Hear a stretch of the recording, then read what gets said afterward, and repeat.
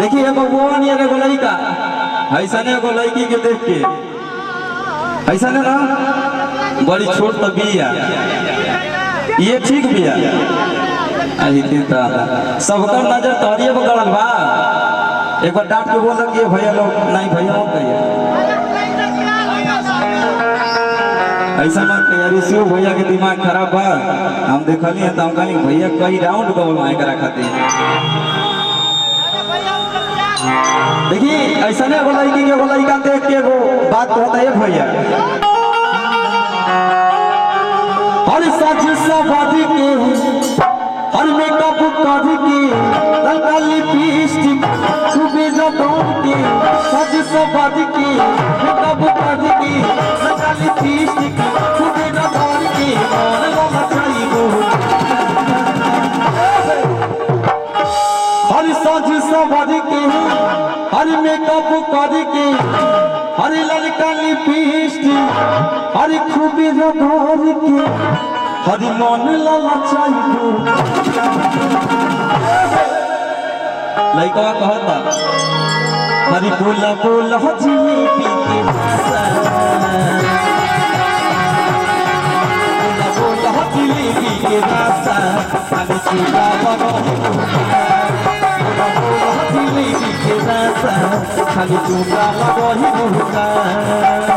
सज सवादी के मेकअप कर के सज सवादी के मेकअप कर के लगा लिपस्टिक खूबे लगा के सज सवादी के मेकअप कर के लगा लिपस्टिक खूबे लगा के मन वाला चाहिए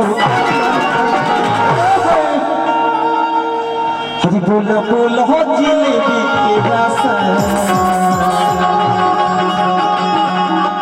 हर बोला बोला हो जिलेबी के रासा खाली चूड़ा लगा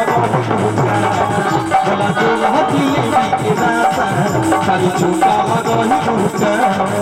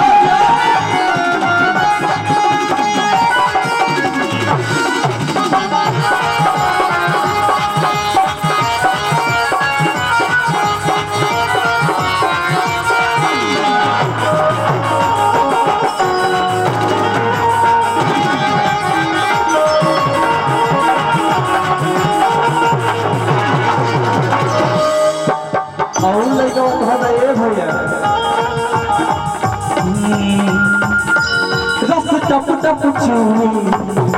लोग देखी देखी मूवी हमारी कुदरत जवनिया नहीं देवल कुछ हुए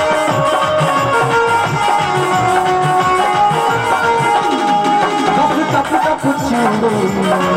लोग देखी देखी मूवी हमारी कुदरत जवनिया नहीं देवल कुछ हुए हरिया सरा धरा के हरिया सरा धरा के प्यार के पत्तल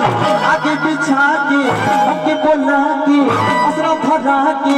प्यार के पत्तल आगे बिछा के कहीं खियाइबू बोला बोला जिलेबी